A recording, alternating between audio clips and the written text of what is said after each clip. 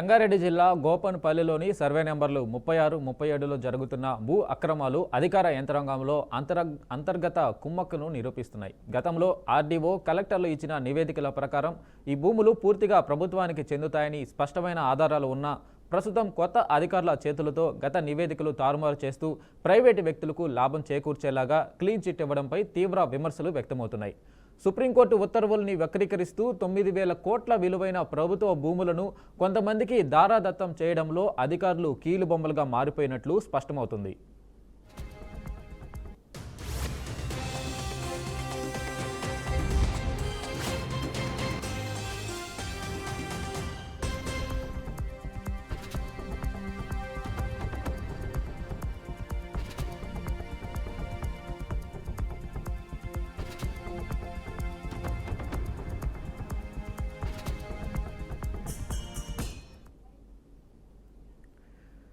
D Narasingarao ఇతరులు 91 ఎకరాల భూమిపై తమ హక్కు ఉందని సుప్రీంకోర్టులో వాదించగా కోర్టు వారి హక్కును తేల్చకుండా రాష్ట్ర ప్రభుత్వానికి న్యాయస్థాయిలను ఆశ్రయించి వ్యవహరించవచ్చని సూచించింది.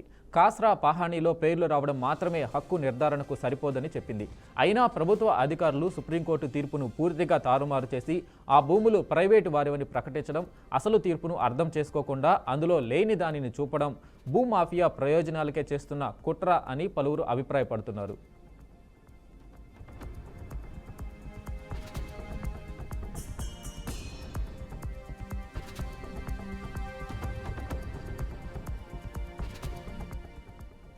కేసీఆర్ ప్రభుత్వ హయాంలో అలాగే ఉమ్మడి ఆంధ్రప్రదేశ్లోని ప్రభుత్వాలు స్పష్టంగా ఆ భూములు ప్రభుత్వానికి చెందుతాయని నివేదికలు ఇచ్చాయి.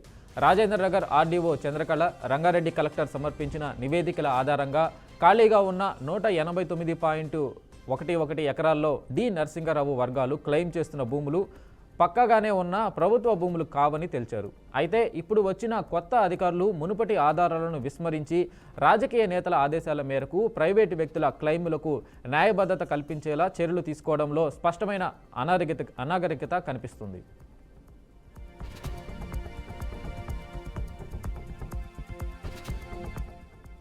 ప్రభుత్వ పెద్దలు ఈ వ్యవహారంపై మౌనంగా ఉండడం, రెవెన్యూ అధికారులు తప్పుదారి పట్టినా ప్రశ్నించకపోవడం ప్రజల్లో ప్రభుత్వంపై నమ్మకాన్ని దెబ్బతీస్తుంది.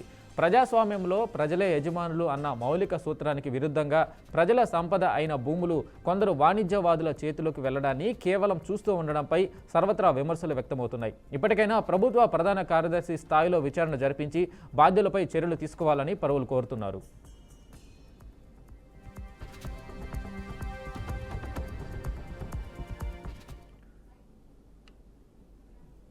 ఇక ఇదే అంశంపై పూర్తి సమాచారం మా ప్రతినిధి శ్రీనివాస్ అందిస్తారు. శ్రీనివాస్, చెప్పండి, గోపన్పల్లిలో ఉన్న భూ కబ్జాలకు సంబంధించి అక్కడ ఎవరు దీని వెనక ఉన్నారు, అసలు ఏం జరుగుతుంది అక్కడ?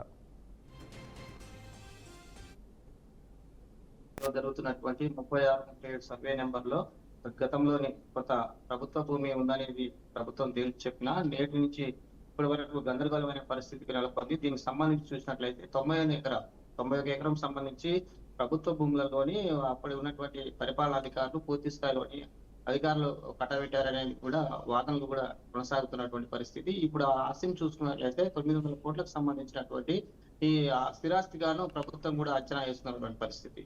అప్పట్లో ఉన్నటువంటి నరసింహరావు సంబంధించినటువంటి వ్యక్తికి సంబంధించి కోర్టులోని పూర్తి స్థాయిలోని సుప్రీంకోర్టును ఆశ్రయించగా అక్కడ ప్రభుత్వ భూమి అనేది కూడా నిర్ధారణ అయినటువంటి పరిస్థితి. అయినా అప్పటి రికార్డు సుప్రీంకోర్టుకు సంబంధించినటువంటి రికార్డులను తారుమారు చేసి అప్పుడు ఉన్నటువంటి రెవెన్యూ సిబ్బంది వారి యొక్క అగడాలకు సంబంధించినటువంటి కావచ్చు, అక్కడ ఉన్నటువంటి వ్యవహారాలకు పూర్తిగా రెవెన్యూ సిబ్బంది అక్కడ ఉన్నటువంటి వారు రాజకీయ ప్రోద్బలంతో పూర్తి స్థాయిలో రికార్డు కూడా మార్పు చేయడం జరిగింది. ఈ రికార్డు సంబంధించినటువంటి కాస్రాపానిలో తన పేరు వస్తుందని నరసింహరావు కూడా పదే చెప్పుకుంటూ వస్తున్నాడు. అయితే కాస్రాపాని ఒకటే సంబంధించినటువంటి హక్కుదారు పత్రం కాదు, దీనికి సంబంధించిన వివరాలు కూడా పొందుపరచుకోవాల్సిన అవసరం ఉన్నట్టు కూడా అధికారులు కూడా తప్పుపడుతున్నారు. ఇప్పుడు ఉన్నటువంటి ఆర్డీఓ గాని సంబంధించిన కలెక్టర్ గారు పూర్తి స్థాయిలోని దీని ఒక సమన్వయం చేస్తూ ప్రభుత్వ భూమి కానీ వ్యవహరిస్తున్నాను తప్పితే ఇది ఎవరికి చెందదనేది కూడా తేల్చి చెప్పినటువంటి పరిస్థితి. కేవలం 9 ఎకరాలు ఉన్నటువంటి నరసింహరావు భూమి 90 ఎకరాలకు కానీ ఎట్లా విజయం జరిగింది, దీనికి సంబంధించినటువంటి కాస్రాపాని దానికి సంబంధించినటువంటి వివరాలను కూడా